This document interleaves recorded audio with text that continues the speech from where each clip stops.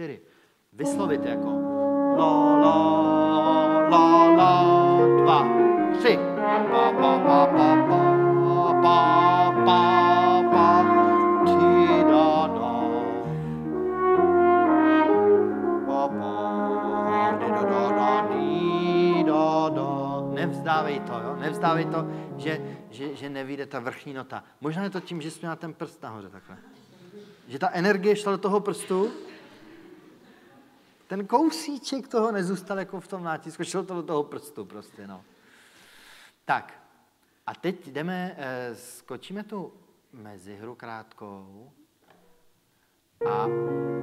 a je to nějaký úplně jiný charakter té hudby, že jo, než bylo doteď. Jo? Pojďte to nejdřív zahrát. Můžeme začít přímo od hornový. 3, 4. Pa,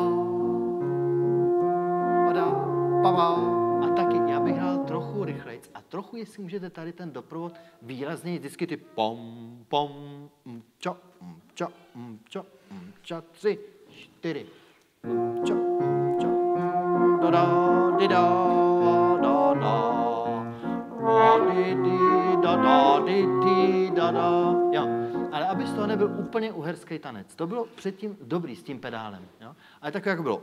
Čo, čo,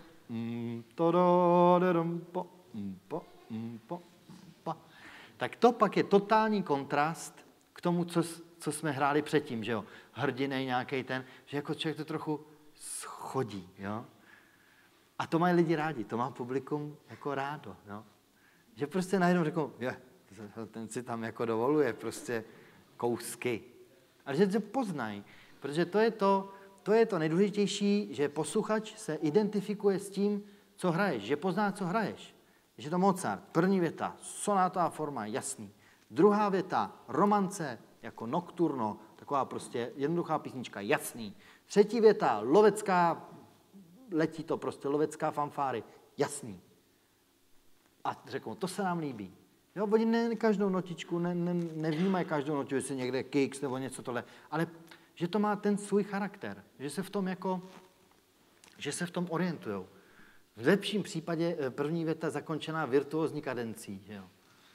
Jo? Tak takhle prostě pak je to jasný. Tady taky. Předtím byla, romantika prostě. A nejen jako, hele, ono to je nějaký taky trošku takový laškovný, jo.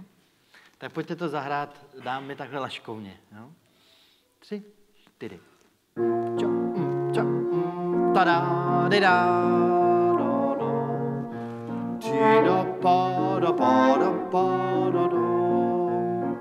Pam, pam, pam, pam. Ti, ti, pi, ja, pa, pa, pa.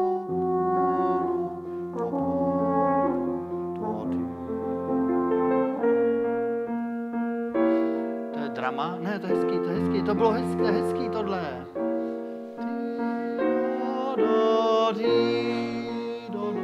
Pom, pom, pom, pom.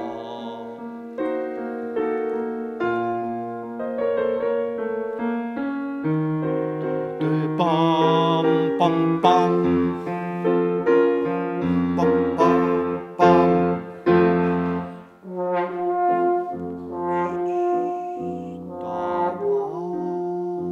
No a hele, kdyby bylo obrácení, že vrchnice je silnější než spodní, myslím, že je lepší, než jako...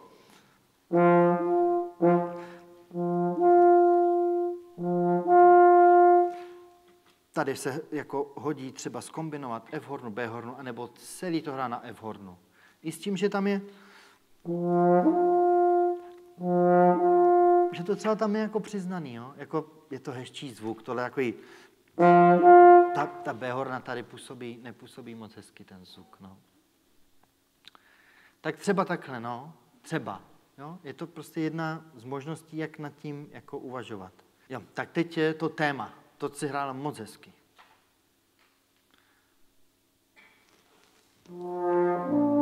Až na to přetaktí teda, jo? To je, hele.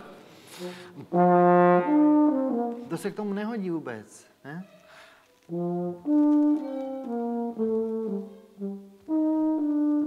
To totiž není Franz Strauss tohle, že jo? To je někdo jiný, to napsal. Kdo to napsal? Schubert, ne? Nebo kdo? Kde to je napsaný, ne? Tady. No, to možná znáte, to je pro klavír, já myslím, originál, ne? Tenhle Sehnsucht Walzer, Valčík od Schuberta.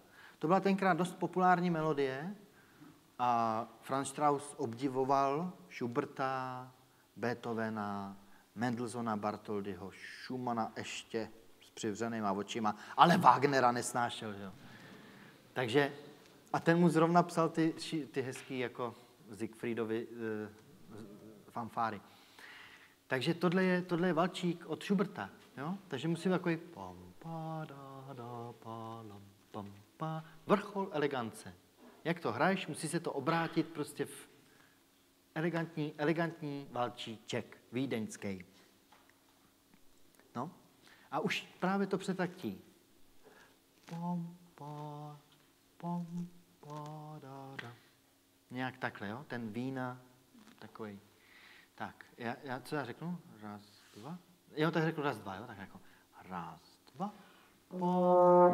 A já myslím, že by mohl být trochu, hele, jako pam, pa, da. Že by nemusel být pa, da, pam, pa, da. Tak, raz, dva. Pam, pa, da, ti, da, pa, la, la, ti, da, pa, pi, dam, pam, pi, dam, pam, pi, da, da, pa, pa, da. Jo, a tady bych vás poprosil taky to jam, pam, hrát míň. Víc tu první dobu, aby to nebylo jam, o. No, aby to ten valčík, to je od slova se valit, aby to chytlo takový, víš, jako ten válec, aby to, já nevím tancovat vůbec, jo. Já to můžu kecat, ale ja, da, ti, jam, pam, pa, dam, pam, pi, da, ja, pa, di, da, pa. Aby to chytlo takový ten švunk.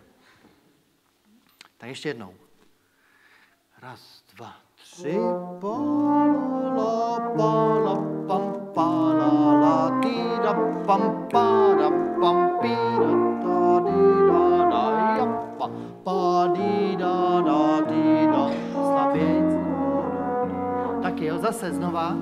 Už se to tam jednou vyskytuje v té introdukci. Zase je to svýho způsobu sekvence.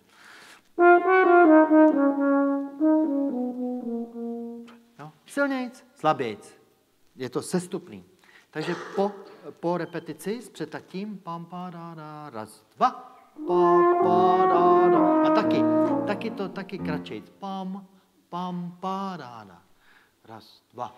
Pam, pa, da, ti, ja, pa, da, ti, da, pi, da, pam, pa, da, pam, pi, da. Pam, pa, da, ti, da, pam, di, da, pa, da, pam, pi, da, pam, pa, di, da, a tak dále, jo? No, a je co? Variace první, jo? Jam, pam, pa, da, pa, pam, pa, da, jam, pa, da. To stejný, co hrajeme v tom valčíku. Ti, da, pa. Ti, da, ti, dam, pam. Pa, dam, pam. A závěr. Pa, da, dam. Tak to stejný děláš v každé variaci. Skoro, jo? Skoro v každý. Že první stupeň jako jednička. Ta, da. Dvojka. Ti, ta, da. Trojka. Tim, ta, da, dim, pa, da, dim, pa. Ja, pa. A ukončí to nějak.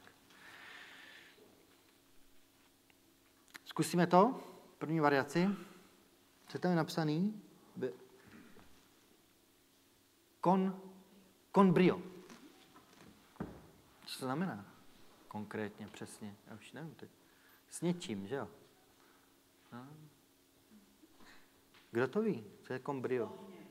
S ohněm? Ne. Oheň já znám fuoco. Oheň já znám fuoco. Brio neznám. Ale určitě to máme takový jam, pam, pa. To dělají ty synkopy, že tomu dodají takový život. Jam, pam, pa. Jam, pam, pa. Vždycky odpíchnou od té první noty. Tak. Jak je to tempo asi? Jak to jdeš rychle? OK? Raz, dva, tři.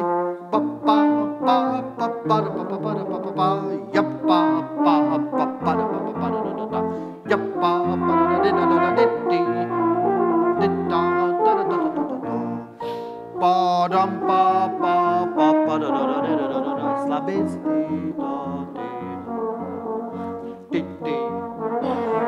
Jo, a prosím tě, pardon.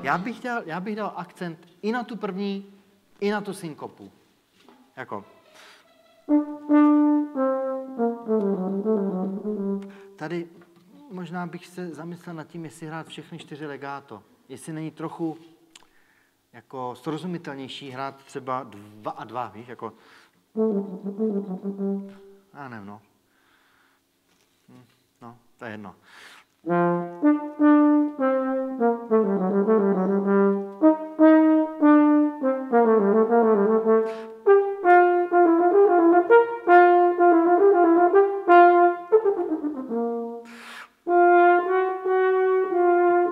Tady jsou trochu delší ty synkopy. A tam je napsaný piano.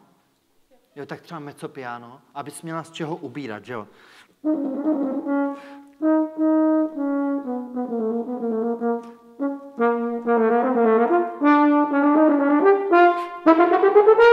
A nebo... No, jako po druhý třeba. No, může být takhle, může si s tím člověk zkusit to. Jednou crescendo, pořád diminuendo. Tak ještě jednou spolu. Tuhle tu první variaci. Raz, dva, tři.